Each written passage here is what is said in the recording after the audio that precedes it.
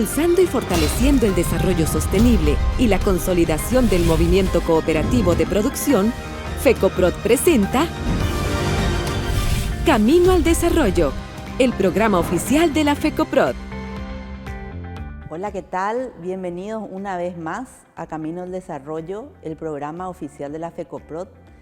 Conduce Valeria Insfrán, quien les da la bienvenida, y hoy nos acompaña desde Chile el Alexis López Tapia, quien es entomólogo, es periodista y analista político.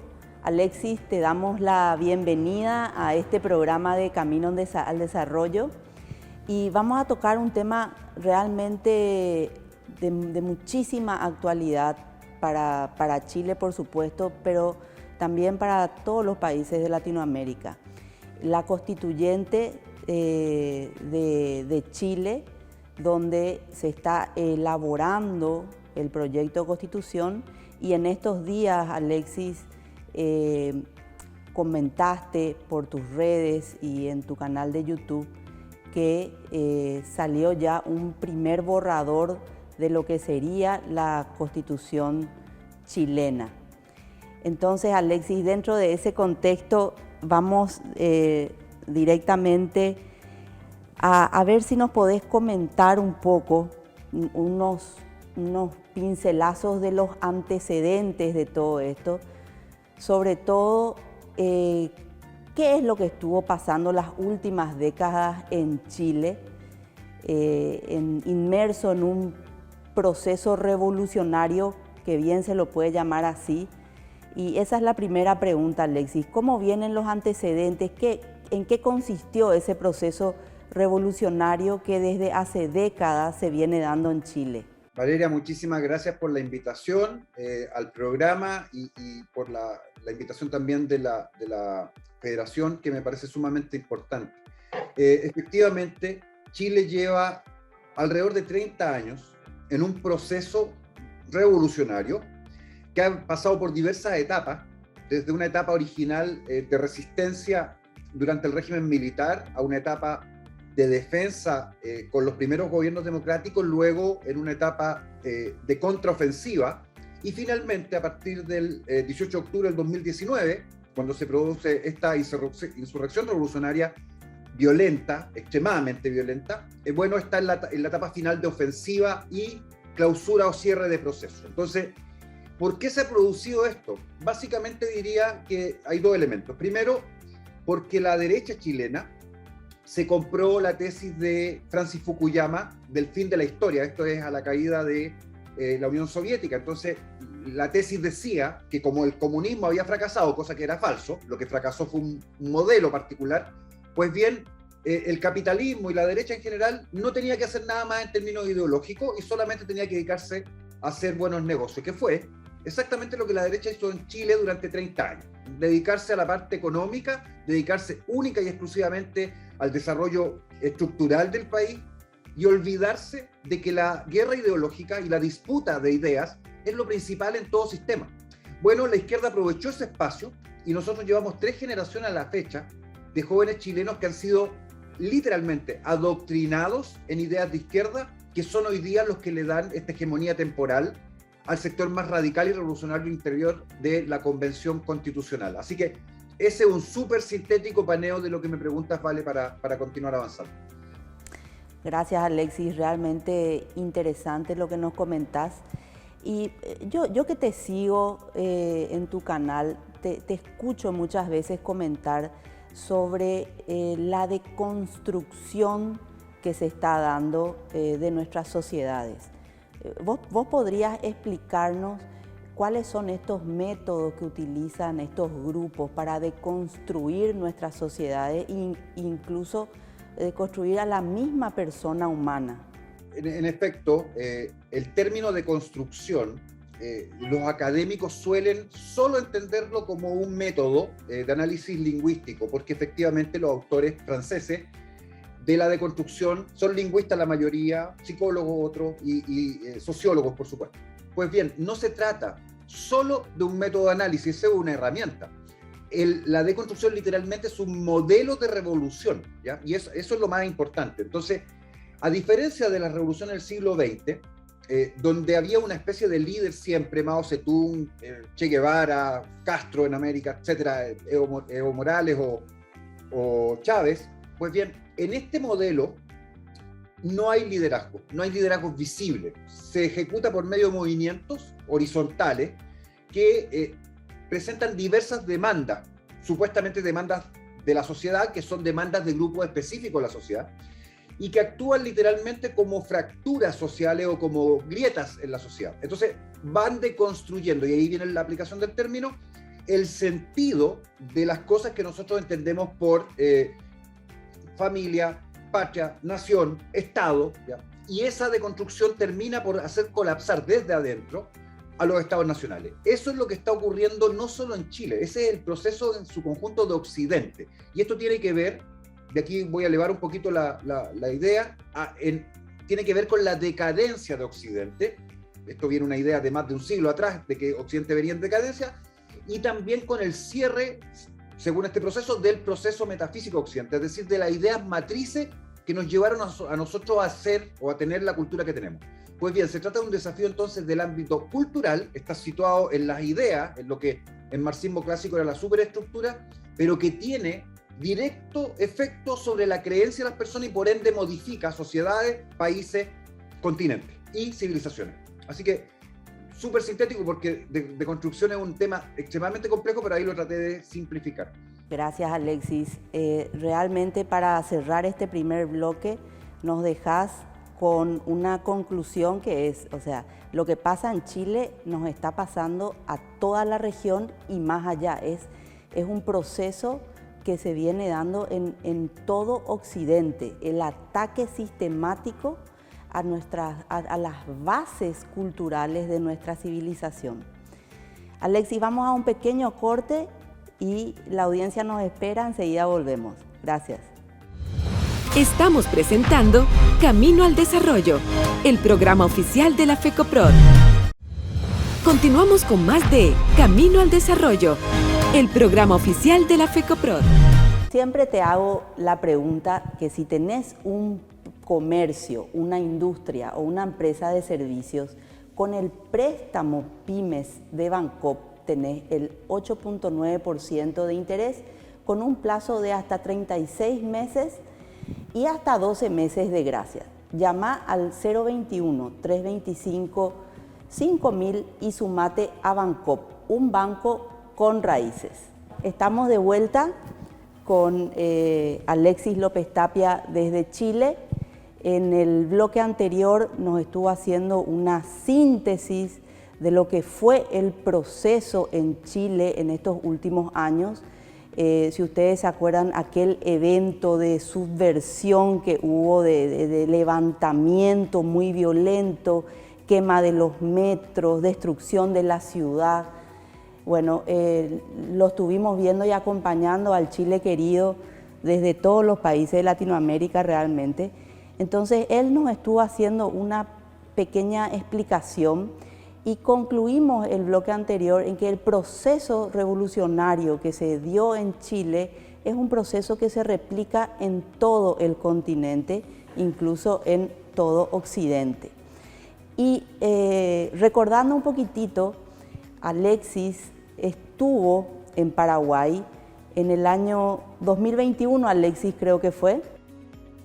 Así es. En enero del 2021 hizo un pequeño trabajo de campo acá en Paraguay, salió a recorrer las calles del centro de Asunción y barrios en general y se encontró con unos grafitis que le llamaron mucho la atención. Bueno, entonces Alexis, compartís con nosotros las imágenes que pudiste obtener de aquel recorrido que hiciste por la ciudad de Asunción en enero del 2021.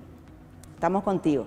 Vamos a ver algunas de las imágenes, son muchas, simplemente para mostrar cómo en Paraguay, y esto fue lo que yo les expliqué cuando visité el país, también se encuentran los mismos códigos revolucionarios y de deconstrucción, que es lo más importante, que están en Chile y que están en el resto del continente. Yo también tengo imágenes desde Perú, tengo imágenes desde Ecuador, Colombia, que también recorrí, y así. están en todas partes y la gente cree que son grafitis. No son solo grafitis. Esta es comunicación horizontal, ese es el nombre técnico. Y lo que estamos viendo acá son códigos revolucionarios puestos en las paredes. Hay muchísimos, no tengo tiempo de exponerlos, pero por ejemplo ahí tienes uno muy explícito. Alegría antifascista con una bomba Molotov. Que esto fue antes de que hubiese las protestas en Asunción en marzo, por el tema de la vacuna, ¿no? Pero estaba ya dicho que venían todos los mismos esquises, se llaman las fracturas. Aquí uno muy claro, pues. Menos fútbol, dice más Foucault. Bueno, ahí fútbol, menos fútbol, más Foucault. Foucault es uno de los autores de Deconstrucción y esto lo tienen ustedes puesto en las paredes en el centro de Asunción. Entonces, están los mismos códigos y voy a avanzar más rápido. Había grupos de Chile que fueron a pintar, a rayar, justamente antes de lo que pasó en Paraguay. Típicos códigos de deconstrucción y lo más impactante, Valeria, quizá, fue en un estacionamiento en un barrio bastante exclusivo de la ciudad, donde encontramos una serie, mira, y solamente ahí para que la gente se detenga, porque estoy muy rápido, yo sé, para que noten el nivel de agresividad que tienen. Ahí no es una molotov, ahora hay una granada. Entonces te muestra escalamiento de proceso y es una situación que van a vivir ustedes, y ya han estado viendo. Bueno, en este sector bastante acomodado de la ciudad había un estacionamiento y por la parte interior había realmente una galería de estos grafitis, o en realidad de comunicación horizontal. Pero lo más interesante fue percatarnos que estaban los mismos códigos escatológicos de fin de mundo, eso significa la estrella del caos, la que está ahí, que estaban en Santiago también en todas partes, lleno esto. Y en particular lo más grave fue que encontramos una secuencia que terminaba con la presencia ahí de códigos propios del EZLN, el Ejército Zapatista de Liberación Nacional de México, que está en Chile, bueno, está también en Paraguay, en Argentina, en Bolivia, en Colombia y en general en todo el continente. Y esta guerrilla del EZLN es la más avanzada en términos ideológicos del continente, porque recordemos que el subcomandante Marco era estudiante de filosofía. Entonces, esta es la única guerrilla del continente que está en deconstrucción y por eso el influjo ideológico es tan importante para todos nuestros países. Así que solamente con eso mostrarte un poquito lo que recabé, porque esto es muy largo y podría detenerme en cada diapositiva para explicarles, pero cuando yo le mostré esto en el Ministerio de Defensa, a la policía y a inteligencia, les dije, miren, les va a pasar exactamente lo que nos pasó a nosotros, porque aquí están los códigos y esto se puede leer. Bueno, ellos no sabían, no conocían este tipo de análisis y por supuesto les dejé ahí hay una tesis de grado respecto a esto y se puede estudiar. Entonces ya hoy día le están haciendo seguimiento y le prestan mucha atención a estos rayados que son, reitero, comunicación horizontal de grupos subversivos. Alexis, este grupo de la guerrilla sería como que la vanguardia de la deconstrucción en el continente. Esa es una de las vanguardias, la guerrilla del EZLN del Ejército Zapatista de Liberación Nacional, pero tienen muchas vanguardias, porque está toda la vanguardia de teoría de género, por ejemplo. Esa es una vanguardia formidable. La vanguardia de teoría de género abarca desde equidad de género, como dicen ellos, que es incluir cuotas en todo ámbito por sexo. Luego, toda la línea LGTBQ, Y y Z, que son estos grupos de demandas de reconocimiento de género nuevamente, porque esa es la categoría, ¿no? Que abarcan entonces desde homosexuales y lesbianas, pero se expanden hasta llegar a los sin género, a los que son transgénero, a los que se cambian de género de un día para otro, etc. Todas esas demandas terminan impactando en la sociedad y rompiendo entonces lo que nosotros entendemos por norma o normalidad, y transforman lo marginal, porque todas estas demandas existen, son legítimas y son normales, en el sentido que existen socialmente, pero no son centrales en la sociedad. Bueno, te imponen entonces estas demandas como centralidad.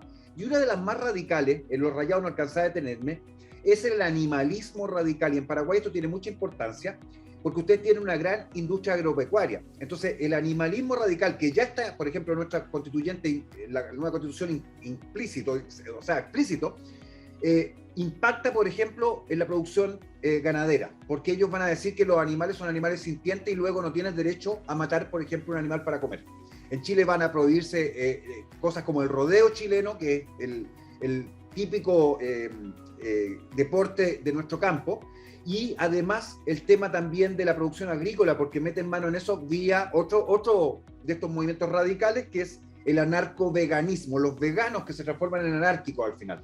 Ahí te estoy mostrando un poquito de lo que revelan entonces estos grafitis, porque es mucho más grave lo que aparentemente aparece ahí, está mucho más profundo y va a costar bastante, en el caso chileno y en el caso de ustedes también, el poder desarticular estos grupos que operan, reitero, desde la marginalidad hacia lo central, cambiando a la sociedad a nivel de las creencias.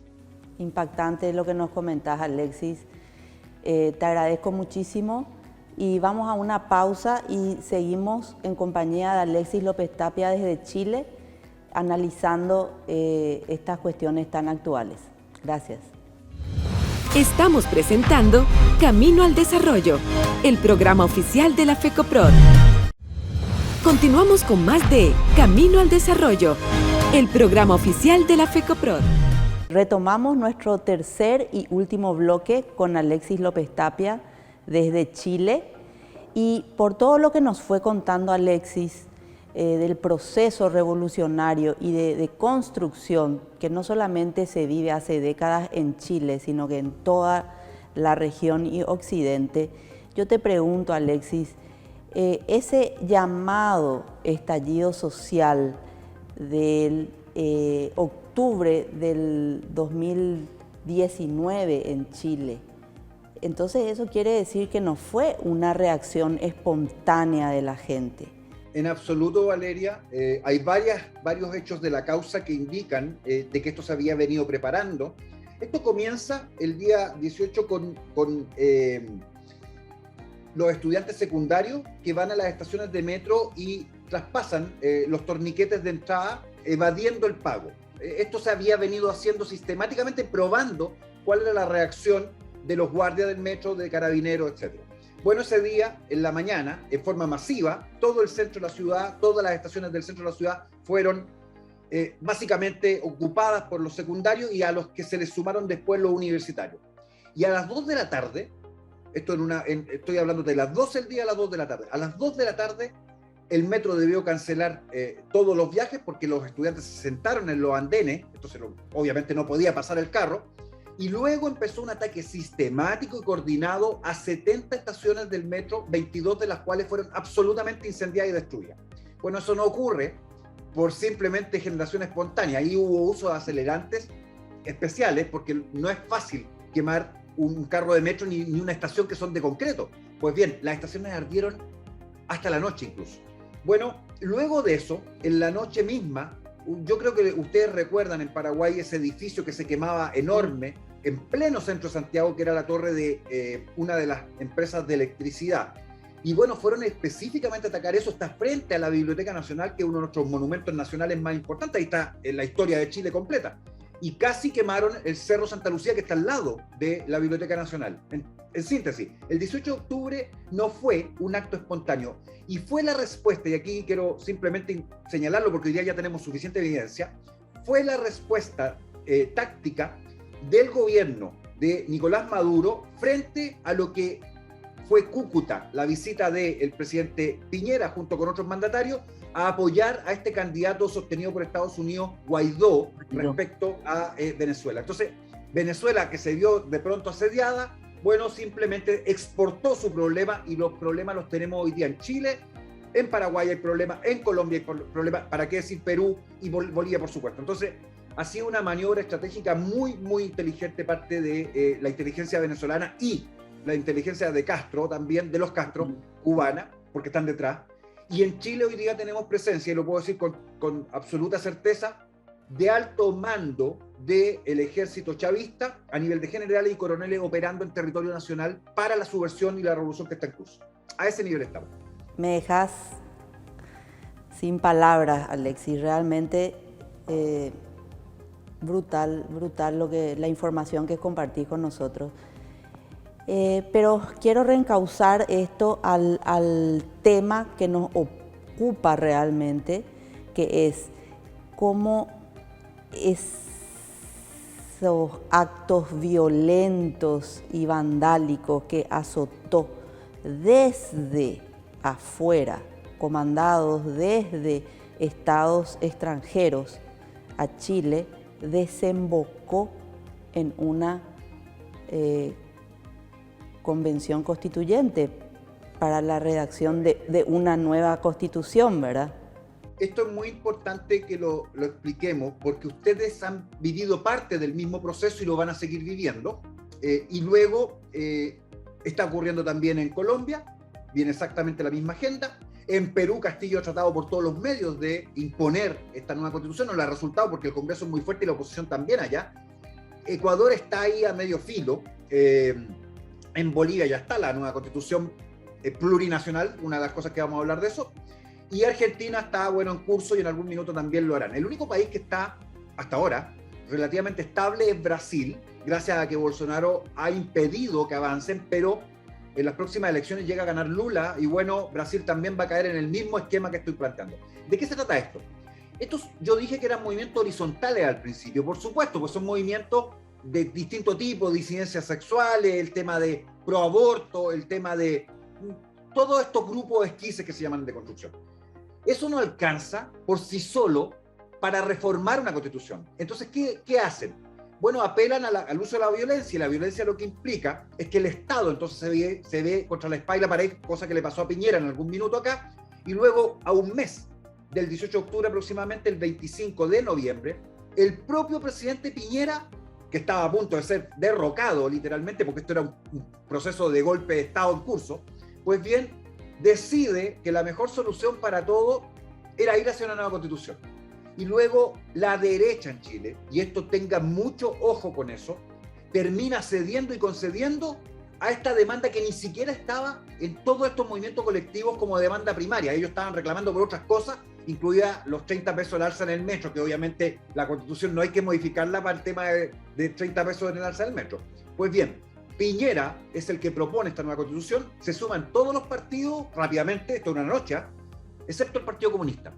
Y bueno, se avanza en este acuerdo por la paz y la nueva Constitución, pero la paz nunca llega, la violencia sigue. Durante los 2 años de pandemia todo el tiempo hubo violencia en Chile y sigue habiendo violencia. En la Araucanía tenemos guerrillas operando en forma absolutamente exacerbada en este minuto, con quemas de casas todos los días, ataca a cuarteles de carabineros, asesinato de personas, etc. Pues bien, no se cumple el acuerdo en el lado de la paz, pero sí se cumple en el lado de ir hacia esta nueva Constitución. Hay un plebiscito, se moviliza una enorme cantidad de recursos para que se apruebe ese plebiscito y ahora está la redacción de esta nueva Constitución.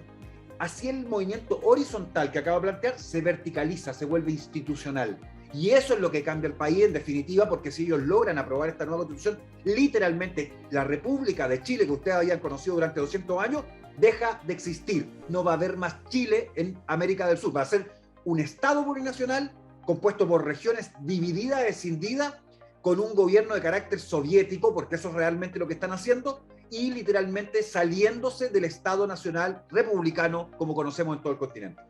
Alexis, es brutal lo que nos comentás y lo que vemos en el día a día, tanto en Perú como en otros países, es que en cada estado se está barajando a nivel político el cambio de las constituciones. Nosotros, por ejemplo, acá en Paraguay estamos próximos a las elecciones que son el próximo año y ya vemos candidatos o precandidatos a la presidencia de la República en campaña que ya tocan el tema de un nuevo pacto social, un nuevo contrato social, la refundación de la República, que evidentemente hay una agenda internacional para la modificación de nuestras constituciones y no solamente implica una modificación de constituciones, sino que un cambio radical del modelo político, social y económico de nuestros países. ¿Esto es así, Alexis? Efectivamente, Valeria, hay 2 fuerzas que están presionando formalmente a todo el continente y a todo Occidente, pero vamos a hablar de nuestro continente, incluido Estados Unidos y Canadá, por supuesto. Pues bien, la primera tiene que ver con las fuerzas internas que ya acabo de señalar, que son estas fuerzas disolventes del Estado Nacional y las repúblicas. Pero la segunda, que es tan fuerte como ellas, tiene que ver con los organismos internacionales, particularmente Naciones Unidas, que hoy día ha unido literalmente, de gente de extrema izquierda, que lo que quiere es imponer desde Naciones Unidas una agenda, la Agenda 2023, que tiene que ver literalmente con lo que llaman decrecimiento. Y esto sumado a deconstrucción. No es solamente que vayan a deconstruir nuestros países, sino que los van a hacer decrecer, porque se espera, y ellos quieren, que el continente suramericano sea un continente de servicios con muy poca población para poder extraer y llevarse todos los recursos.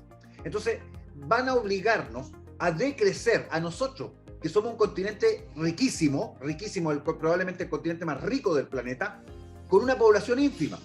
Yo siempre hago la comparación. En aproximadamente el mismo territorio de Paraguay, en Europa existen 80 millones de alemanes en Alemania. Y ustedes tienen 7 millones de paraguayos a 8 millones de paraguayos en el mismo territorio. Entonces, esa simetría no puede ser pagada literalmente por nuestra población, por nuestros países, por nuestros estados. Entonces, estas dos fuerzas están presionando para que haya este cambio de constituciones en todo el continente, reitero, y con la misma directriz. Estados plurinacionales, se acaba la república, se dividen los territorios, por lo cual estas autoridades negocian luego la venta de sus recursos, cualquier cosa, ¿se entiende, no? Y finalmente, entonces, el desmembramiento implica terminar con la soberanía. ¿Qué es la soberanía para que todo el mundo lo entienda? Bueno, el respeto, el derecho y la propiedad que tienen los pueblos sobre sus territorios. Y eso se acaba. Aquí vienen organismos internacionales, más las fuerzas internas disolventes, que son los que van a terminar apropiándose de todas nuestras riquezas de todo el continente. Tal cual. Eso leí en algún material que se llama la política de las tijeras, que presiona a los estados desde abajo y desde arriba. Las fuerzas disolventes, que son todas estas ONGs deconstructivas y otras bien financiadas, y los organismos internacionales que desde afuera y de arriba para abajo presionan a nuestros estados. Alexis, te agradezco muchísimo este tiempo. Realmente estoy impactada y quiero redondear, pero el tiempo es poquísimo y te invito para estar de vuelta la próxima semana y ir ya directamente a analizar lo que es la Constitución, el proyecto de Constitución que salió a luz en estos días en Chile, para que puedas advertirnos de lo que se viene, porque siendo agenda internacional para todos los países, también nos puede tocar en cualquier momento vivir la misma situación que se está viviendo en Chile. Alexis, muchísimas gracias.